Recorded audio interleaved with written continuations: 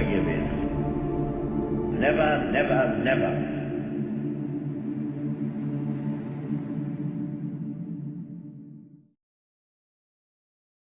It's Wednesday the 29th of September and I'm talking to Harry Moore at his home in Hart. This is Diane Marlborough. I mean, presumably you had to sign a lot of secret things. Yeah. Are you still bound by that now? Well, you are, really. Yeah. So you don't have to say anything beyond what you think you should say. No. But how did you get started in the auxiliary then? Well, I was actually in the Home Guards. Yeah. And we used to do the marching and that, you know. Yeah. And you were only about 16 at the time. Yeah, and there's the sergeant of the Home Guards used to walk down the lane and up the bench close, you know, and there's 14 houses up there where we used to march, like in between the two of them, and he had like his girlfriend, you know, and he would give a right salute, and well, I wouldn't do it. I objected to that. And he took me, I had to go to the town later and talk to the majors and that, you know, Mr. Allison, you know, in the civic centre, not the civic, the army, where the memorial is, you know, the building was there where the shopping centre. Oh, it was at the Bullfield, wasn't it? Something like that. And anyway, I put my case in there, and he'd put his, and we had to sit outside, and they studied the case, and then requested me to get back in. I went back in, and he said, would I still like to ask you something? And what's that? Would you let me go in the specials? Which I did.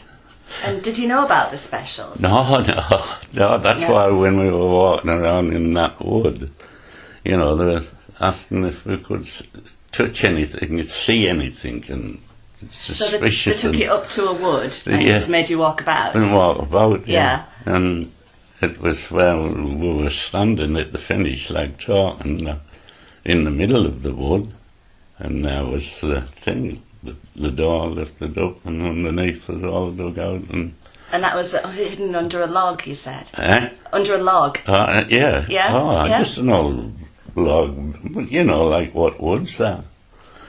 And it was unbelievable inside. So was that a bunker underneath? A bunker underneath, yeah.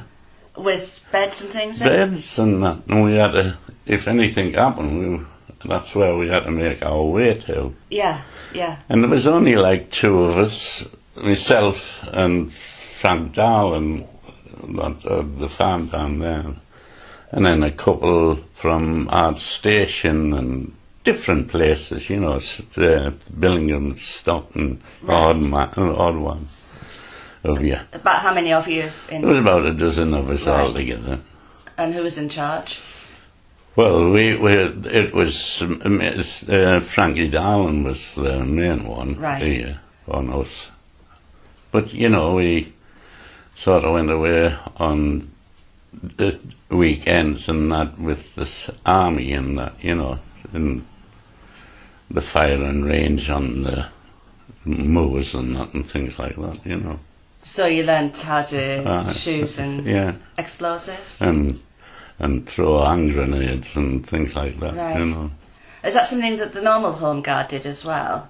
Or was this No, Yeah. We didn't operate with the... Did you have nothing to do with the normal? No, not then. Right. No. So what year was this that you signed up then? Well, it would be... it was 39, wasn't it? And I was be 15. It'd be... Maybe it's about... when I was 16, 17, or something so like about that. 1940-ish then? Yeah, about 1940, yeah. And you really thought we were going to get invaded? Well, it did, Yeah. So, were you exempt from going in the army because of this? Well, I was exempt for going into the army because I used to work on the farms. Ah, right. Agricultural, you know. So they were recruiting exempt service people, exempt men to go into it, Yeah, that's right. I suppose the Home Guard was kind of older men, wasn't it? Well, it was, yeah. There was a few younger ones, but... But they would be looking for young, fit men to do this kind of thing, yeah. So how often did you meet? Oh, it was more or less every weekend, you know. And where did you meet then, if it was a secret? Well, the odd times when we were going away, the wagon would come, an army wagon, and pick us up. Oh, right, you used They used to pick us up, you know, if we were going on to the mowers or anything like that. Yeah. And did you patrol for the rest of the time? No, we were camped out sometimes, you know, on the mowers and pitch a tent and things like that. But when you were in the village, did you... I know you had this sort of dugout bunker in the woods. Aye. Did you have to meet in there, or...? Oh, no, we never met in there. I suppose you avoided that. Well, you know, actually, Frank Darlan... They had the farm in the village, and I worked there, so we connected with one another. Oh, I see, right. So it was kind of informal then. I suppose if you'd met, people would have noticed, wouldn't they? So, And you couldn't tell anybody what you were doing, not your family? You couldn't tell your family or anybody? No. So did they think you were just in the regular Home Guard? Yeah. And you had the uniform for that? That's right, the uniform for that. Yeah. So what did the regular Home Guard think? Well... You know, we mixed with them. They must have known something of what you were doing. Maybe thinking, well, sometimes you turned out with them, you know. Yeah. We mixed it all. Yeah. Did they not think it was odd that you weren't there all the time? Not really, no. Did they think you were sort of not turning absent. Up? Yeah. But you didn't have any bad feeling because of that? No. Do you think they had an inkling of what you were doing? I wouldn't think so. No, I wouldn't think so. So you just had to put up with people maybe thinking you weren't turning up much? Right. Yeah. So how long did this go on for? Well, till the war sort of finished. Right through the war. Yeah. Till it finished. And where did you store you must have had, ammunition and things like that. Where did you keep that? In the house?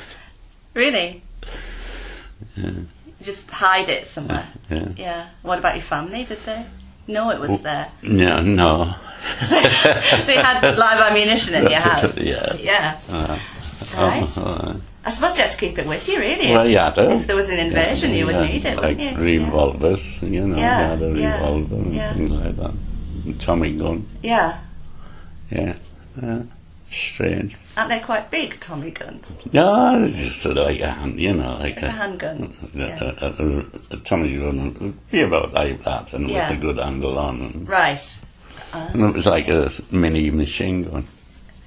My goodness, something to have in your house, isn't it? So I understand some people from the Auxiliary actually ended up going into the SAS. Yeah.